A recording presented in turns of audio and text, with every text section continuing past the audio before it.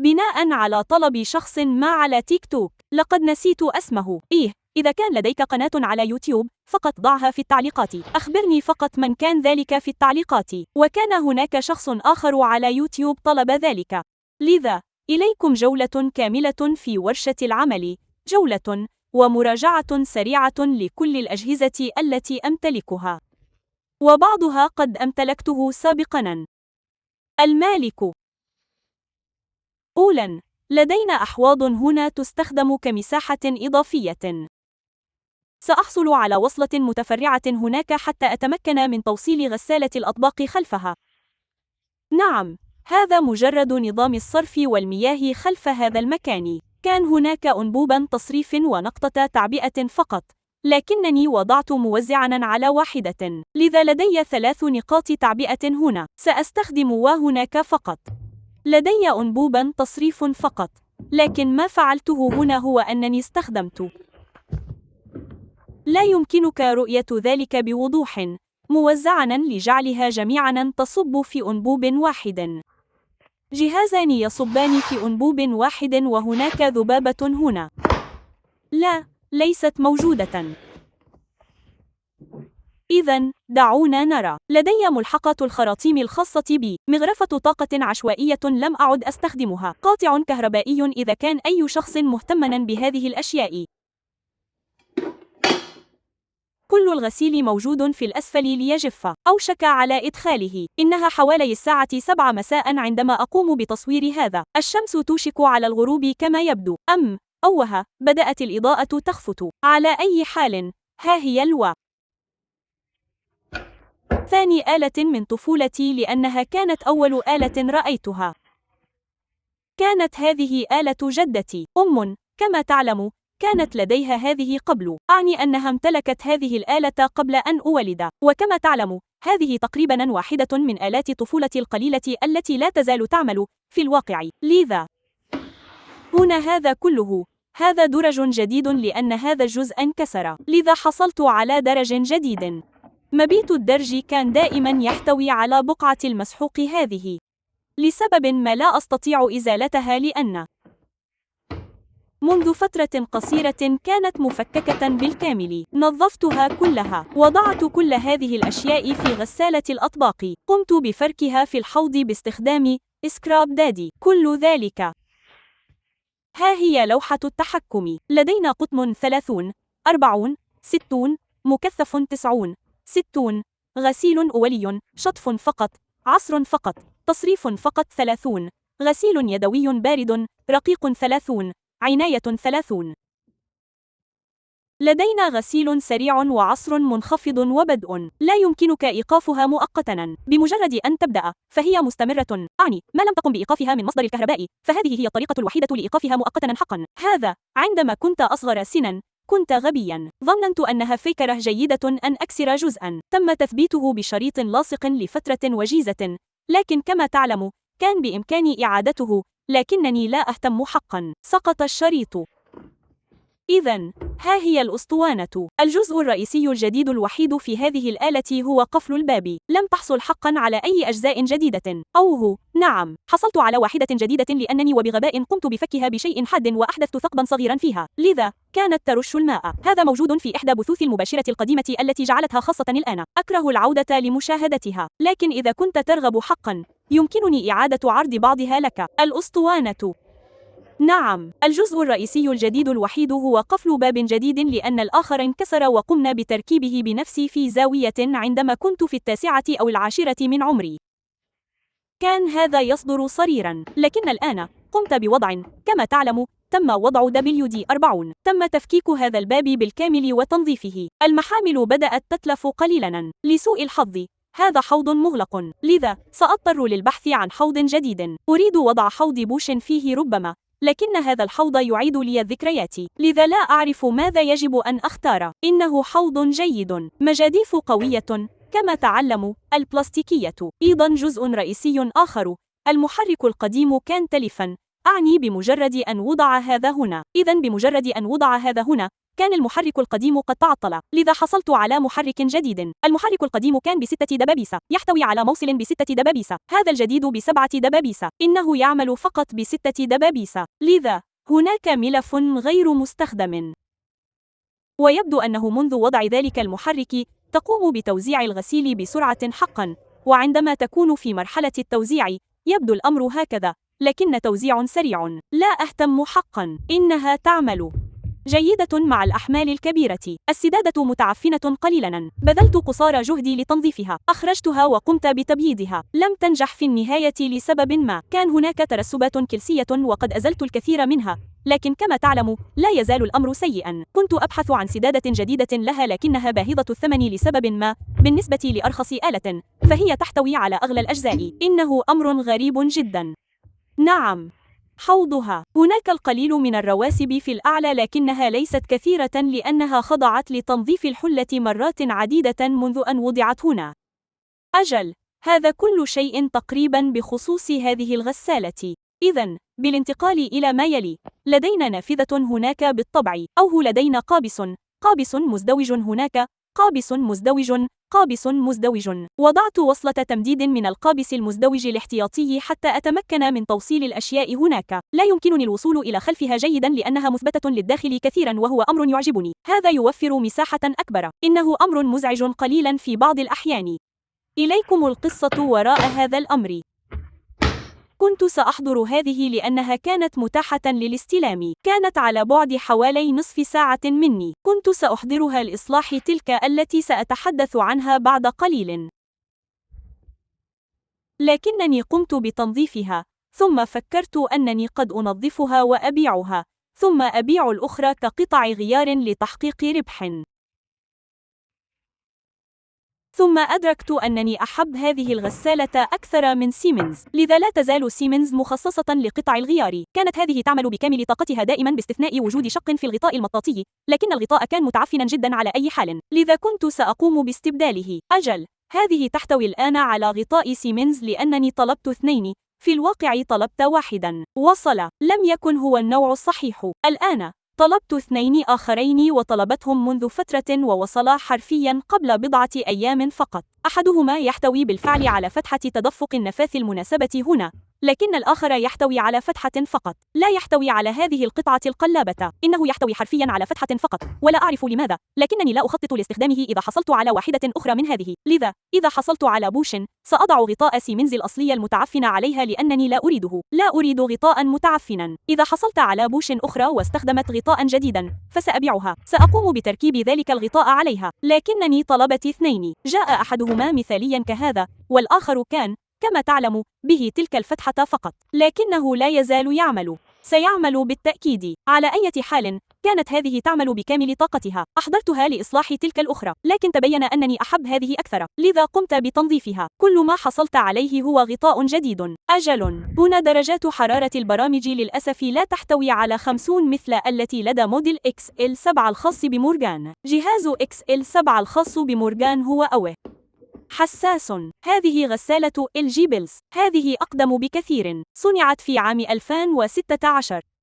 وأيضا هذا ليس هنا بل هو في الخلف. في الواقع صنعت في بولندا. ظننت أن هذا غريب بعض الشيء. هذه كانت في حالة سيئة للغاية. هذا الغطاء بالكامل أصبح أفضل قليلا. أفضل بكثير في الواقع. أعني قليلاً فقط. الأمر لن يقتلك. نعم، جعلتها أفضل بكثير مما كانت عليه. إذن نعم، هذا كل شيء بخصوصها. الآن هذه حظية باء.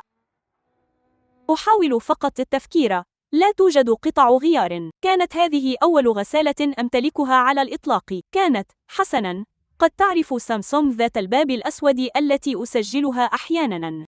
تلك ملك لجيران جدتي. وهذه كانت الغسالة التي سبقت سامسونج ذات الباب الأسود، وقد وجدتها مزعجة بسبب المضخة، لذا أعطتني إياها واشترت سامسونج السوداء. كانت تعلم أنني أحب الغسالات، إنها مسنة لكنها داعمة، لذا ذهبت واشترت سامسونج أخرى وأعطتني هذه. كيف كانت أول غسالة لي؟ هذه. هذه الخدمة لهوت بوينت، وتلك أعني أن تلك كانت موجودة لبعض الوقت، وسنتحدث عنها بعد قليل أو في مرآب والدي قبل أن أجهز هذا في منزلي. إذن، ها هي سامسونج WF70 F5E2W4W. أتذكر ذلك من ذاكرتي مباشرة. الوحيدة التي لا أتذكرها هي سيمنز بيوماتيك. لكن نعم، هذا كل شيء تقريباً. أتذكر معظم هذه. هذه الغسالة الأولى.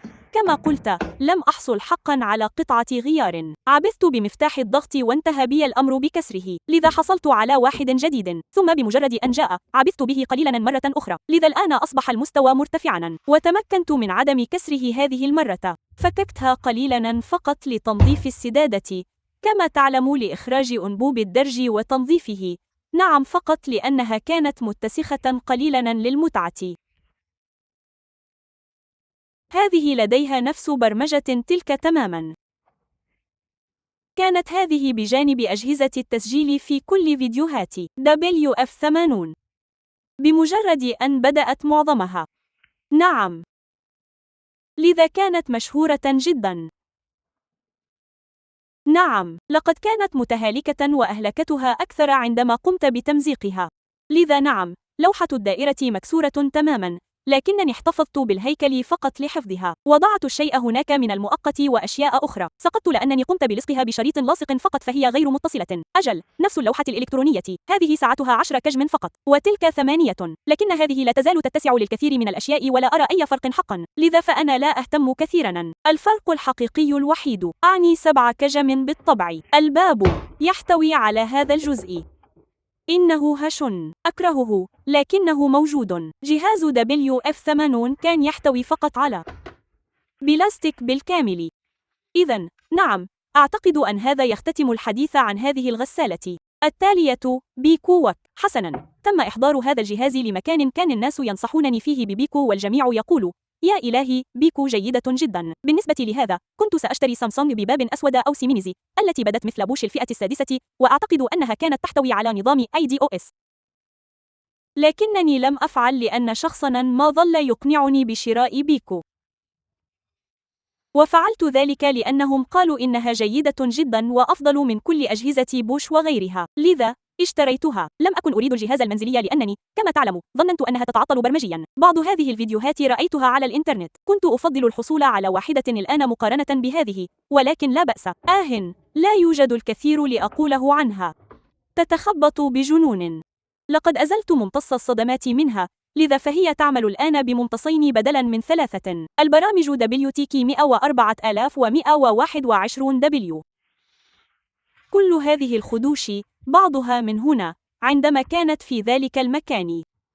بعضها كان موجوداً قبل أن أحصل على تلك السيمنز، عندما كنت أعيث فيها فساداً بملابس مبللة، وعندما كانت سيمنز هناك وهذه هنا، قمت بعمل دورة تجفيف غير متوازنة، والتي إذا تذكرت، ربما يتعين عليك تذكيري. سأضع الرابط في التعليقات.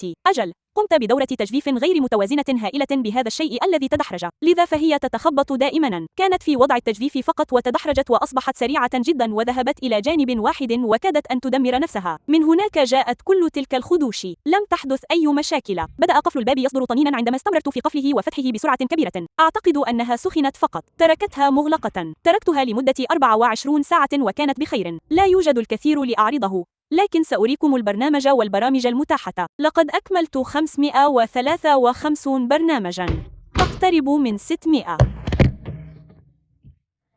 والبرنامج هو أمنحني ثانية.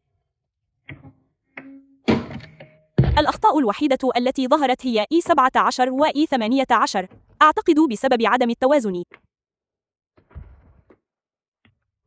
وهذا كل شيء. لا يوجد الكثير لأقوله عن هذا. أعني أن شركة بيكو جعلت الناس يضعون شيئاً كهذا عليه. إنه يجعل الأمر أسهل بكثير. أعني إنه لا بأس به. هذا كل ما سأقوله عنه. هذه الآلات القديمة، لقد حصلت عليها من الطريق. كان بها حوض مشروخ والآن هي مجرد خردة. بشكل أساسي كنت سأقوم بإصلاحها لكنها كانت تالفة تماما، لذا قمت بتحطيمها أكثر ثم فككتها. لدي مجموعة من القطع هناك وبعض الأشياء الأخرى كما تعلم للصيانة. جدتي وجارتها أحضرتاها من الطريق إلى منزل جدتي. كان تصرفاً لطيفاً منها لأنها رأتها. ظنت أنها غسالة ملابس. جدتي لديها مجموعة سيري 8. جدتي الأخرى لديها غسالة هوفر مدمجة التي ربما رأيتها. أجل، تلك للصيانة. لم تكن تعمل. أعتقد أن المؤقت معطل أو شيء من هذا القبيل. حاولت إصلاحها. أصدرت صوتاً مفاجئاً ثم لم تعمل بعد ذلك. لذا أجل، لقد أعدت ترتيب منظفاتي مؤخراً، لذا هناك كمية أقل في المنزل، وهو أمر أقل إرباكاً لأنني أستخدم هذه عادة الآن. أعطني ثانية. أعطني ثانية. أحدهم كان يرمي هذه. أحد أصدقاء والدي. أخبر والدي أو سأل.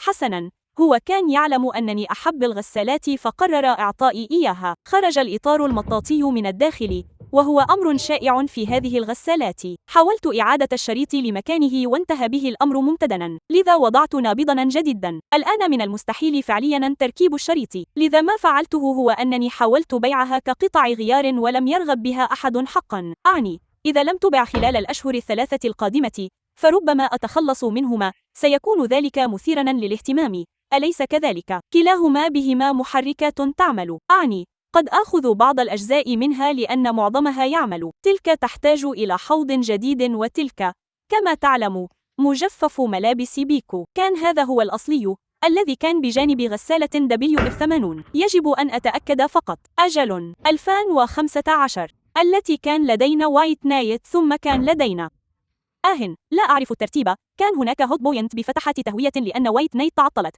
ثم هوت بوينت بدأت تخرج دخانا فور توصيلها بالكهرباء. حصلنا على إنسيرت. السخان كان معطلا عند وصول الإنسيرت. إذن لقد حصلنا للتو على بيكو، ثم مجفف هوت بوينت بنمط WMA الخاص بجدتي. أن تعرف أنه يشبه جيراننا مع أجهزة سيري 4. إذا كنت تعرفهم، لديهم مجفف هوت بوينت بنمط WMA، لكن به خاصية تأخير الوقت. مجفف جدتي لم يكن به ذلك، لذا كان لديها ذلك الجهاز. ليس لدي صورة له. لدي صورة في الزاوية وهذا كل شيء تقريبا. كان ذلك بجانب جهازي والخاص بها، مجفف DVR SLAM 38. على أي حال، حصلت على DVR-S بعد أن تعطل ذلك. نفس الجهاز الذي كان لدينا لأن أمي نصحتنا به بحماقة. لا أعرف من أين جاءت كل تلك الخدوش. لكن نعم، حصلت على هذا، ثم كان به زر مكسور فظل يصدر صفيراً. لم يكن يجفف الملابس جيداً، لذا قمنا بتبديلهما. إذن كان هذا في المنزل بجوار WTK. كان هذا مجرد جهاز جدتي الذي لا يستخدم. ثم ذلك الجهاز كان به لوحة تحكم مكسورة وكان تلفا تماما. أنا أكرهها. على أي حال، ثم لديك مضخة حرارية سيري 4 هناك. نعم، أما ما أعتقد أن هذا يختتم ذلك الجزء. سيمنز. اشتريت هذا لأن القائمة كانت لنموذج نادر جدا. كان كما تعلم يحتوي على شاشة عرض وكان أقدم. لكن على ما يبدو عندما اختبروه في نفس يوم وصوله كان يخرج منه دخان، لذا قاموا بإرسال هذا لي الذي كان سعره 130، بينما دفعت 110 فقط مقابل ذلك الآخر. لذا حصلت على خصم 20 جنيها، لكنه كان لا يزال 130 مع التوصيل، لكن كما تعلم كان سيصبح 150 مع التوصيل هنا لو حصلت على هذا. لذا حصلت على خصم 20 جنيها وهو أمر جيد. نعم، لقد كان. لم يحظى بحياة سهلة، أؤكد لك ذلك. لم يعجبني أنه لا يستخدم الكثير من الماء، كما تعلم برامج أساسية ولا توجد شاشة عرض، لذا بالإضافة إلى أنه كان قويا وكان لدي توقعات أفضل من بوش، لذلك أسأت استخدامه. وفي أحد الأيام اعتقد عقلي الغبي أنها فكرة جيدة أن أضع وزن 2.5 كجم وأتركه يصل إلى 1400 دورة، لذا تسبب ذلك في كسر ذراع الأسطوانة أو شيء من هذا القبيل. لذا أصبحت الأسطوانة ملتوية الآن وتبدو أصواتها مروعة عند السرعة الكاملة. لذا قمت بتفكيكها ووضعت الحوض لأنني كنت سأخرج ذلك الحوض من هناك لأضعه هنا. بمجرد أن أدركت أنني أحب ذلك الجهاز أكثر، فكرت في إعادة تجميع هذا. ثم فقط أحاول كما تعلم بيعه. أحد الأشخاص كما تعلم ذكر الأمر وكدت أن أعطيه شيئا ما لأنه قال إن لدينا توصيلا سريعا وعليك دفع التأمين. كنت على وشك القيام بذلك، لكنني أدركت أنه قد يكون احتيالا ولم أنسق معه. هذا الجهاز ظل موجودا هنا فقط، لم يطلبه أحد حقا. أجل.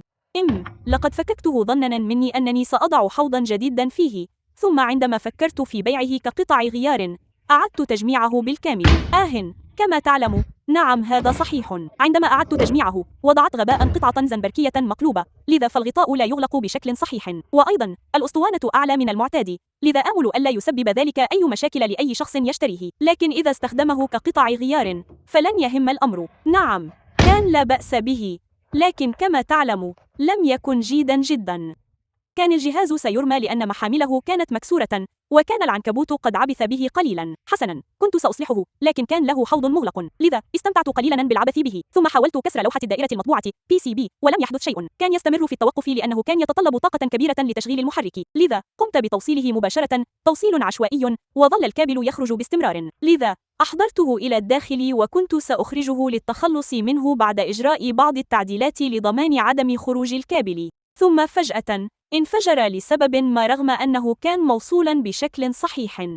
نعم، عندها قررت فقط وضعه في الخارج. لم أعد أرغب في فعل أي شيء لذلك الجهاز بعد الآن. عندما كنت أصغر سنا، كان أحدهم يرمي مجفف ملابس وكان به عطل. حاولت تشغيله، لكنني فككته لأنني أردت تعلم المزيد عن الآلات. كان ذلك عندما كنت في 7 من عمري. نعم، لدي بضع صور، أعتقد أنني سأضعها على صفحة المجتمعية. نعم.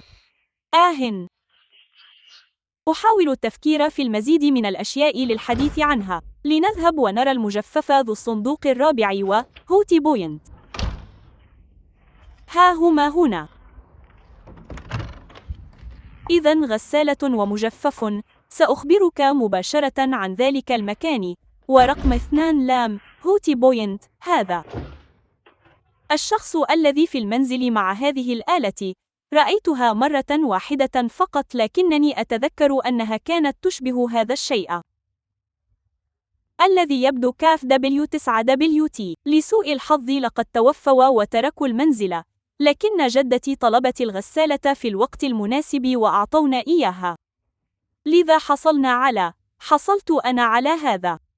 كانت المضخة مسدودة تماما بالكثير من الأوحال. كان أمرا سخيفا. كان هناك ما يشبه حوضا كبيرا مليئا بالأوحال تخرج من تلك المضخة ولم تكن تصرف الماء. وهذا الجهاز مر على الكثير من الاستخدامات السيئة. لقد قمت بمعالجتها بمحلول ومسحتها ببعض الخرق مع مبيض. تخلصت من معظم العفن، بها قليل من العفن لكنني لم أهتم. لم يؤثر ذلك عليها، لا توجد رائحة أو أي شيء. نعم، لتكون غسالة، إنها غسالة ومجفف. المجفف لا يعمل حرفيا ولا يفعل شيئا. المجفف لا يعمل بشكل صحيح. لقد بهت لونها لأنني وضعتها في غسالة الأطباق فلم أستطع إخراج الدرج من الأعلى، لكنها تحتاج إلى غسيل. تبدو وكأنها بدأت تميل إلى الاصفرار قليلا للأسف. الأمر ليس ملحوظا حقا. لقد كانت صديئة دائما.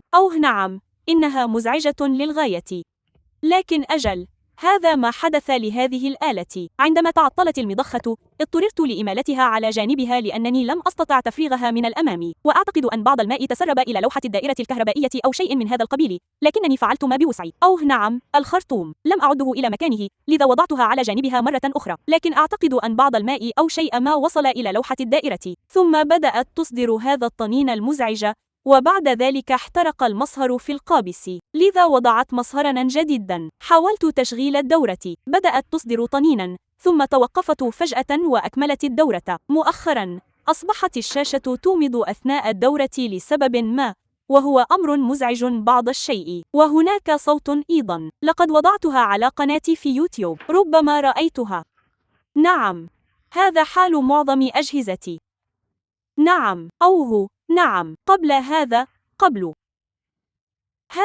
قبل سامسونج كان لدي ويرلبول طراز AWM 328 أعتقد، لست متأكدا، لكن أجل، ويرلبول AWM 328.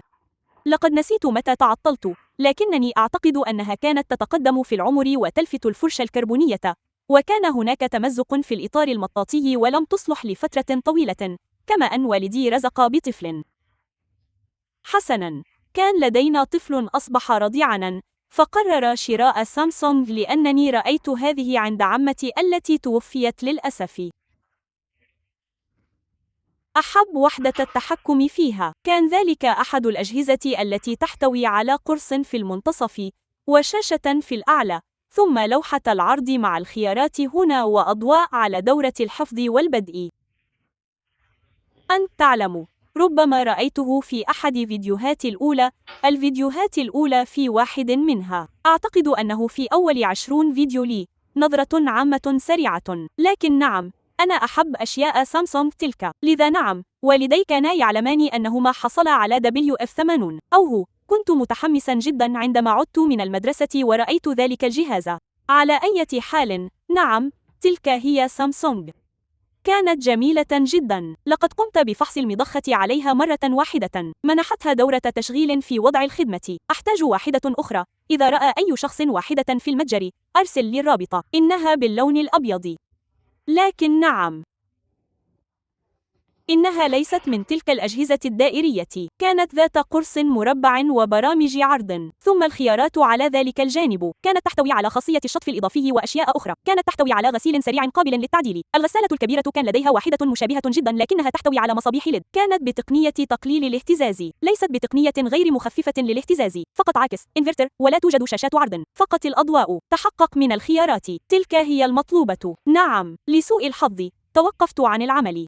كان بإمكاننا الحصول عليها، لكننا تأخرنا أسبوعين في طلبها لأن شخصنا انتقل للسكن هناك وتعطلت غسالته، فاحتاجوا إليها. لذا كان بإمكاننا الحصول عليها. كما كنت أقول، كان بإمكاننا الحصول عليها، لكن للأسف كما تعلم تأخرنا. نعم، أعتقد أن هذا يختتم الأمر في الوقت الحالي. أجهزة سيريات وبلاسة ومسجلات الفيديو الرقمية. كانت الغسالة صاخبة جدا بالنسبة لجدتي، وحصلنا على سيريات لأنني أحببتهما معا. أعتقد أن هذا كل شيء. نعم، أعتقد أن هذا كل شيء. شكرا لمشاهدتكم هذا الفيديو. أراكم في فيديو آخر.